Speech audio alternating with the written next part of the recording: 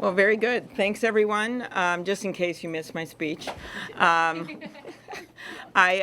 really focused on that what unites us is so much bigger than what divides us. I talked from the get-go about bringing in voters that had voted for Donald Trump, bringing in independent voters as well as moderate Republicans who are just sick and tired of the divide in this country, of a country where oftentimes parents have to turn down the volume when the president's on TV at a rally because they're afraid of what he'd say. And we need to have some decency back in the White House. I also talked about the fact that I have brought those independents and moderate Republicans along with me in every single race that I've ever run. And it tells you something about not how someone's going to run a campaign, but how they're going to govern when they get in there. I focused on climate change and the need to have a leader who doesn't just make decisions for this generation, but makes them for 7 generations from now, which is an Ojibwe saying that I have learned from our tribes in Minnesota. And I noted that this is a president that can't even keep his decisions 7 minutes from now. I also talked a bit about foreign affairs and how this is a guy that literally before the sun goes up sends a tweet out in his bathrobe embracing Kim Jong-un, and before it goes down sends out a tweet that pisses off the entire country of Denmark. That is a unique skill that he brings to the White House.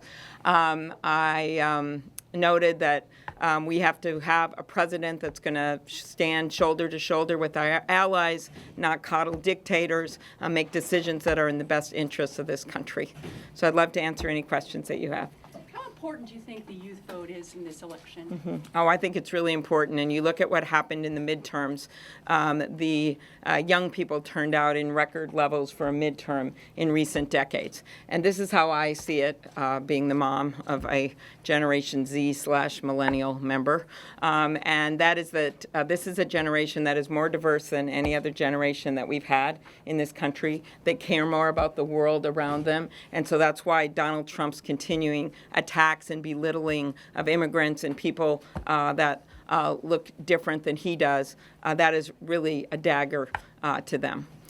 Second reason is they believe in taking on some really important causes right now. Why? Not because they're some kind of vanity cause. It's because they're the ones that are going to inherit this earth, and that is climate change. And I think they're going to be very motivated to vote because of climate change. I think they're going to be really motivated to vote because of the gun safety issue. To me, that reminds me of the younger generation taking on gay marriage, where they talk to their parents and they talked to their grandparents and said, I don't understand what's wrong with this.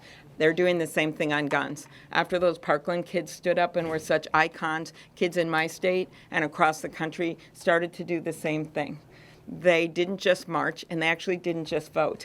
They talked to their parents, and they're mostly their dads and their grandpas. And in a hunting state like mine, or in New Hampshire, the state we're in, that is very critical. And that's why I've been talking about this gun issue with students and with their parents in the reddest of states, in places like Arkansas, in places like South Carolina, and places like Iowa, where I ask, do these safety rules hurt my Uncle Dick in his deer stand? Although when I'm in Arkansas, I say duck blind.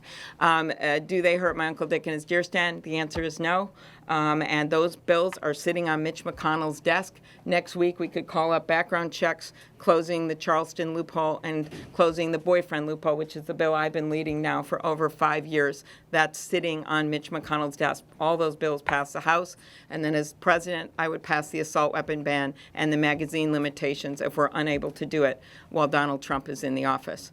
Remind people I was the one sitting across from Trump after Parkland because of my leadership on gun issues. And I have a piece of paper where I kept track with hashtags, and 9 times he said he wanted universal background checks. And then the next day, he met with the NRA and he folded. So when I was asked on the debate stage about this issue, I put the blame where it is.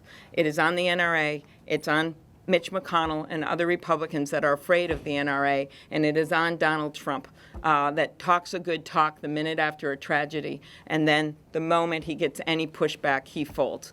And as the President of the United States, on this issue, I won't fold.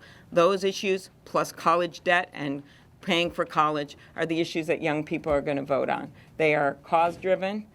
They care about this country very much, and you're going to see a turnout like you have never seen before. I can feel it out there. Senator, can you comment on the administration's plan to redirect funding from military construction projects to build the wall? And have you heard about, or from your Republican colleagues, even in the Senate, that they disagree with the plan? Yeah, I've heard a lot from my Republican colleagues that they don't like that plan. And as you know, New Hampshire was actually at risk at some point with this funding change. I oppose that. I think what we should do is listen to the experts and put money on the border that's for smart security. And the obvious way to do it, and Donald Trump knows this, is with comprehensive immigration reform. That bill we passed in 2013 would have brought the deficit down by $158 billion. $158 billion. That is a CBO score.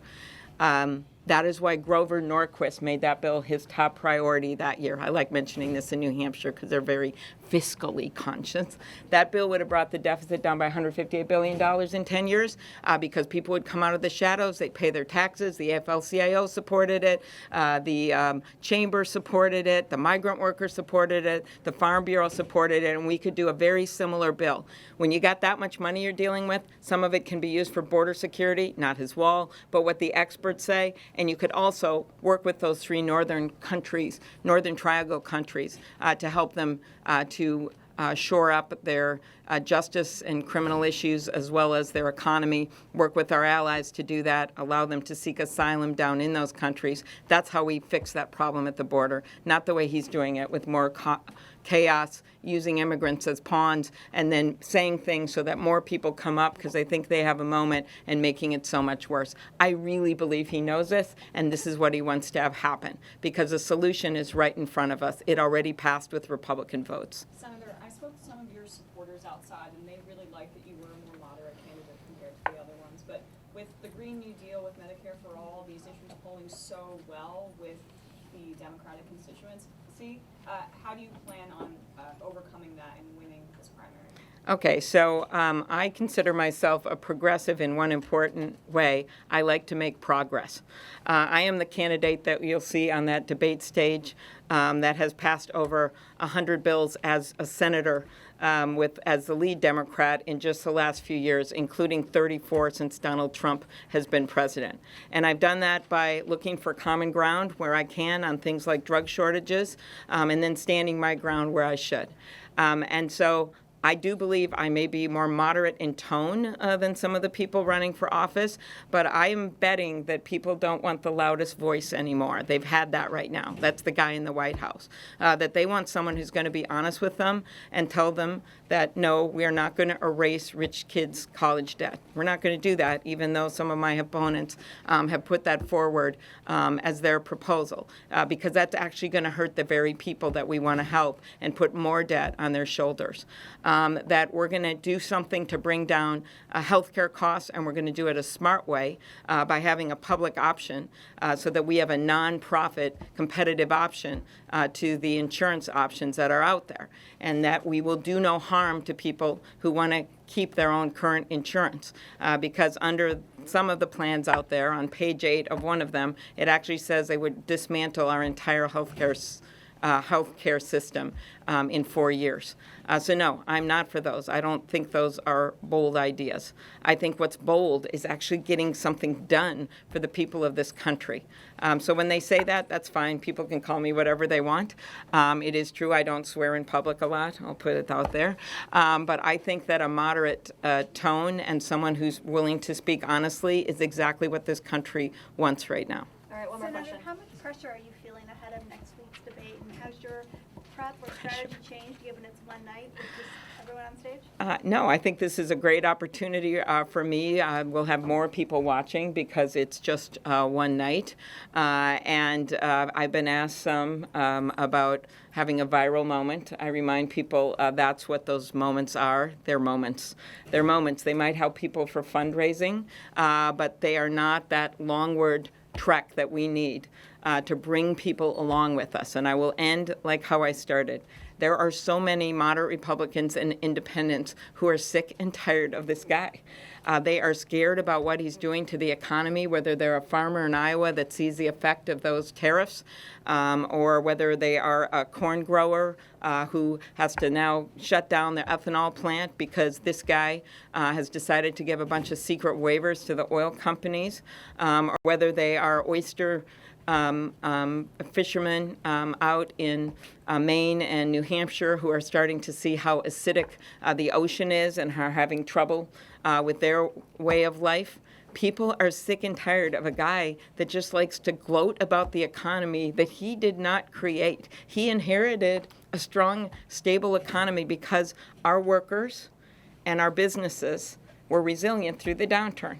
Then he gets into the White House and he gloats about it. That's what he's done instead of taking the challenges on before him. And the minute he's confronted with the challenges, many of which he created himself with his trade war and with the mounting debt, he whines. And dealing with a lot of people in my state and in the Midwest who have voted for Donald Trump, I can tell you one thing for sure. They do not want a whiner in the White House. They don't go through life whining. They've got to make money for their family. They've got to work more than one job. And the way he is handling himself is beneath the dignity of this country. And that is how we're going to win those voters back. All right, Thank you. all.